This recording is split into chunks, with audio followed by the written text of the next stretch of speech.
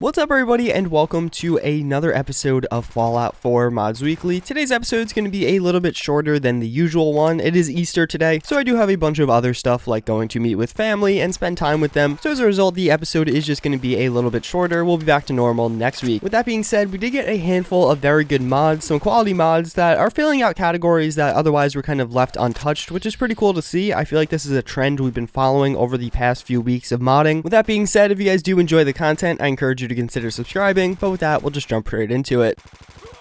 So the first mod I do want to show you is Miniguns by Skibida. What this mod is going to do is add in 3 brand new miniguns. The personal minigun, as you can see right here, it's a little bit smaller. Then we do have the Avenger, which is a bigger minigun, yet still not super big. And then finally, we do have the Vindicator. This is the big bad boy and definitely the most powerful minigun out of these 3. Some of these may have sounded familiar to you. More or less what these are miniguns that did appear in previous Fallout games. Typically in those games, they were just named the minigun. They didn't really have their proper name or anything like that associated with them, but now they are again all in Fallout 4. This is a really cool mod, although there's actually not a ton in the way of customizability, which is odd for Skibida. There is a lot of great variety between these 3 miniguns. All of them do have their own kind of feel to them. The personal minigun does fire 5mm ammo, and as a result, it is kind of the weakest and almost the cheapest to operate. It's like a typical minigun that you do remember from Fallout. The Avenger is firing 5.56, so it's more of a middle ground, probably what you'll do at middle levels. You can lay down some serious firepower, but at the same time, it is kind of expensive if you do use it for long periods of time because, well, 5.56 ammo is quite strong. But then the last one, the Vindicator, is definitely the big boy out of the bunch. As I did say, this is going to be doing by far the most damage, and it's going to be using 308 ammo, which is quite rare and quite valuable. But as a result, this thing actually has like no magazine capacity, unless that was a glitch, but I never had to reload it. I just kind of used it until I had no more ammo. All these do have totally custom sounds, as you probably did just hear in the background, which is a really nice touch. Again, it is really cool to experience all these. They all feel like they have their own little personalities and strengths and weaknesses. And although there is a minigun standalone, that's kind of what I'm covering, this also was added to Skibida's weapon pack, and I definitely recommend downloading that. There's a ton of great mods by him, and I think it's just a better way to consume this material.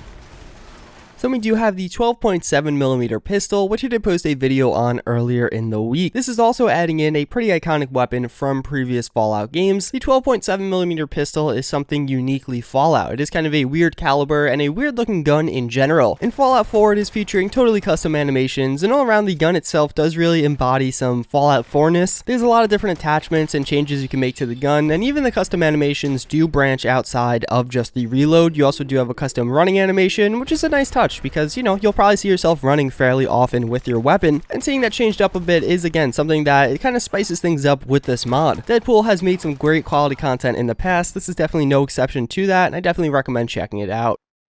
So we do have the Cross Courser Recall Collar. This is another really cool mod, and this is one that's not getting a ton of attention, and I don't really know why. It, of course, is in the Cross series of mods. There's a lot of different things here, although this one doesn't necessarily have any connections with some of the others. It just kind of fits the same theme as the others. What this mod is going to do is add in a mechanic that you've probably seen in some other video games. After adding on the armor piece, like equipping it to your character, you're going to get a little item in your inventory that you can hotkey. Once hotkeyed, when you use that item, something magical is going to happen. You're going to be taken back in time and kind of reset to wherever you are brought back to. What I mean by that is if it's a 2-second recall, like you'll be brought back 2 seconds in time, your location will be brought back there. Any ailments you have to your character, so that being health or limb damage, are also going to be reset. It's a really great way to kind of get out of a tight situation quickly, or if you're going to kind of suicide in with the shotgun, you could quickly get yourself back out without dying. The way it's implemented is quite well balanced. It does cost a certain amount of fusion cells to actually use the collar at all, and you also can configure it to use certain amounts of AP, so you can only use it if you do have AP available. Even beyond that, there's a few different settings. You could set how far back it's going to take you, and there's actually one cool feature where if you drop under 50% or 25% health, it'll actually activate on its own. All around, this is a very cool and unique mod. It's different than some of the other armor mods out there, and it has a pretty cool feature. And finally, it's incorporated in a pretty cool way and lore-friendly way, making it seem like it was developed and used by the Institute. So last but certainly not least, we do have another mod that I'd show you a little bit earlier, but the ported mod of the week is going to be the Combat Zone Restored. A lot of you guys did tell me this did come out last weekend, but it actually got removed and then it was put back up, so I'm not really sure what's going on with that. Regardless, what this is going to do is change the combat zone. Previously, you went in, you had to kill all the raiders, and you did recruit Kate. This time, things are going to go a little bit differently. The raiders are going to remain as spectators. You don't have to kill them, but now you can actually participate in the fights yourself. You'll start off as being able to fight against Kate as you otherwise could, but but after that you can actually fight and place bets on yourself or on other fighters based on who you think is going to win. It's a pretty interesting way to make caps, and it really just makes the combat zone not a one-stop shop. There's a reason to revisit it here, and a pretty fun and cool one nonetheless. That's pretty much going to wrap it up for this episode of Fallout 4 Mods Weekly. If you guys are pissed about it being shorter, well, I apologize, but there's only like 6 holidays in the year, or at least 6 major holidays, so I don't think it's too big of a deal. Regardless, again, I thank you guys for watching. Hopefully you guys are having a great Easter yourself. Today's like the first really nice day, and I'm able to take the top off my Jeep, which is going to be really cool and exciting. As always, again, I thank you for watching. I do hope you enjoyed, and I hope to see you all next time. Later.